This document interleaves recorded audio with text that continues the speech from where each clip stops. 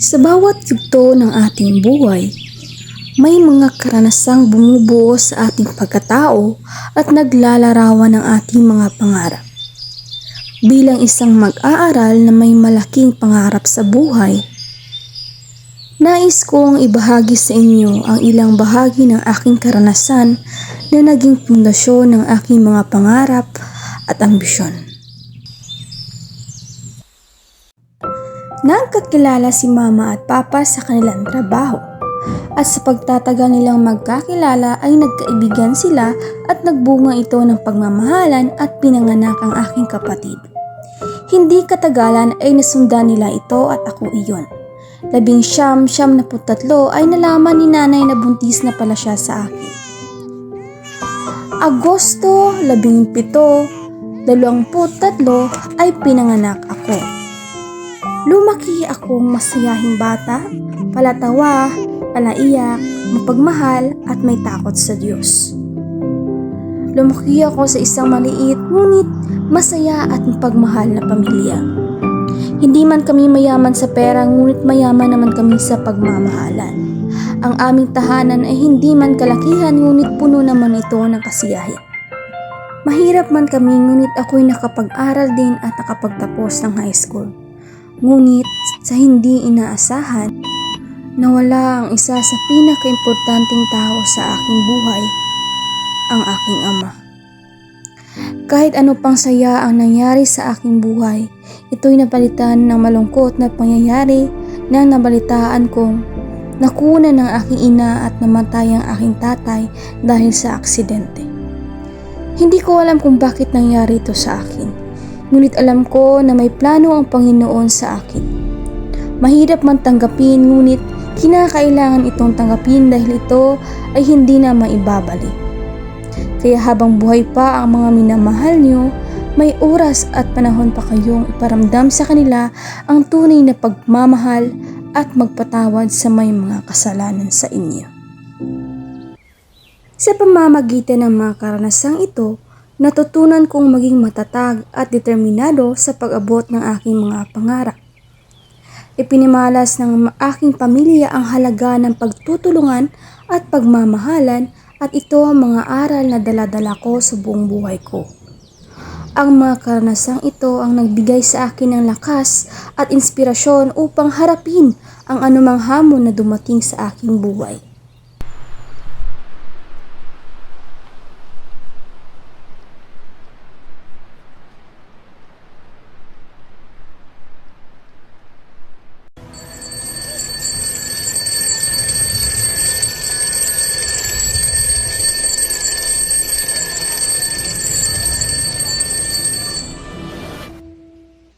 Nami, mata na diha. Kay buntag na. Klase pa ka.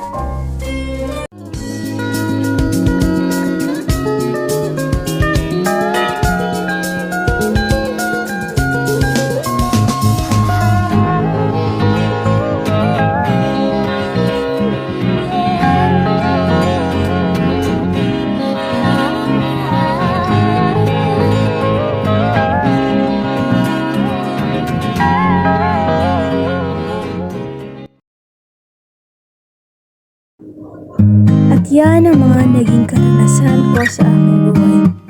Muli ako si Billy